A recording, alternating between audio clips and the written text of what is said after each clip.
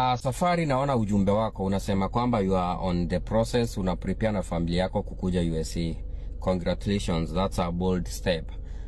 Na unauliza ni pesa ngapi ambazo zinaweza kutosha ukishafika hapa kabla usettle na uanze kufanya kazi. Kitu ya kwanza nitasema hujanieleza vizuri kama utakuja hapa ukiwa unakuja kufanya kazi ama spouse wako ndo atakuja hapa mkifika aanze kufanya kazi. Because that depends on the amount of money you might need so that you settle here. Kitu ya kwanza sijajua familia yako ni ya watu wangapi, but nitaijibu generally. Kitu ya kwanza, kama unakuja hapa na kuna mmoja wenu ambaye akifika ama nyote wawili mkifika hivyo mtaanza kuwork, that's better. Cause mkifika hapa kama mmoja atakuwa anaingia kazi, na maanisha kuna mtu atakuwa anaweza lipa bills kwa hiyo nyumba. Hata kama mwingine hajapata kazi au hata kama mwingine amepata kazi ambayo ni ya kushikilia, kutakuwa na main person ambaye atakuwa analipa bills. Na nimesema siku nyingi mkifika USA hapa watu ni kusaidiana. Usiseme huyu ni mwanaume, huyu ni mwanamke.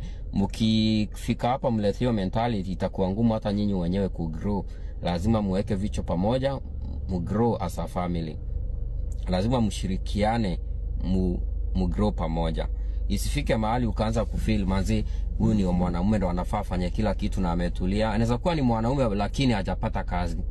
Anaweza kuwa ni mwanaume lakini ako kwa process ya kutengeneza papers zake, atengeneze apate kazi. So kama uko na opportunity ya kupika kazi, take that opportunity, make your family comfortable na mgrow pamoja.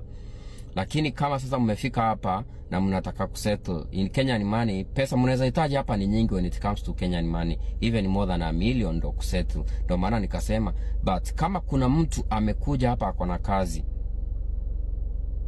all what you need ni flight tickets za kuwafikisha hapa, kukuja hapa mkifika msettle, and then pengine kama rent ya mwezi mmoja.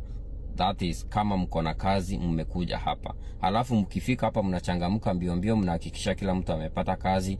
Kama ni watoto lazima uhakikisha wameenda shule, kama waendi shule, kama ni wa daycare unawatafutia daycare mahali, na unajaribu kuangalia ambazo ziko fair when it comes to not only the amount that you paying every month but also their security.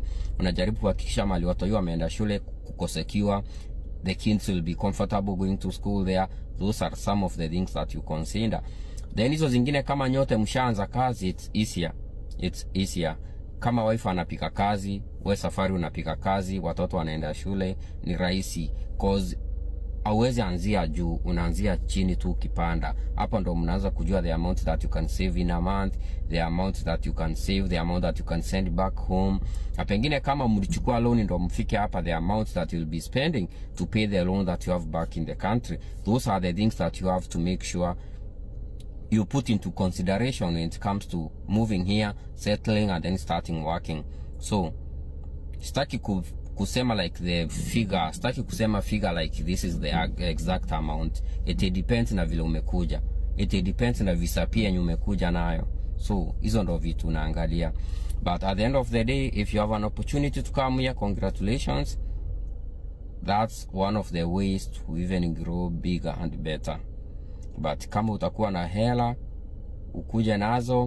kuja nazo, pigia hesabu vizuri, uhakikisha kwamba hiyo pesa itawasaidia by the time na settle, mtakuwa msha settle. But pesa nyingi sana uko kwa flight ticket. Ukishapata hiyo pesa flight ticket, na ikiwezekana upate rent moja ukishafika hapa, itakuwa vizuri. Vitu za nyumba hizo mnanunua pole mnavoendelea kusettle na life. So hii sikupe pressure, bora mna food kwa nyumba, mko na nyumba na mmeshafika hapa. Alafu ukifika hapa unachangamka mapema, unapata kazi, life inaendelea. Hizo ndo vitu muhimu, especially wakati wewe ni mgeni hapa ukishaland. Au sio safari? I hope itasaidia. Na kama una swali nyingine more specific, unaweza weka hapa tujaribu kujadiliana.